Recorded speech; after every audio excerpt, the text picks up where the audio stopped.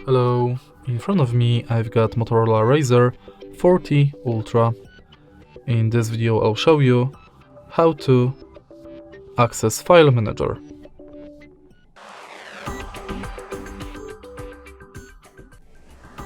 In the beginning, let's go to App Drawer and search for Files app.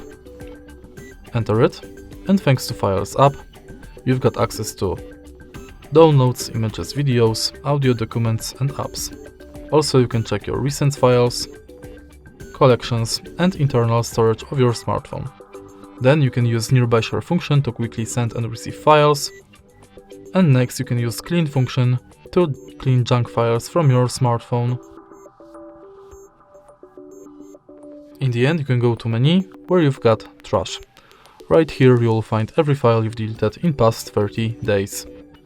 And that's basically it. If you find this video helpful, please leave a like, comment and subscribe.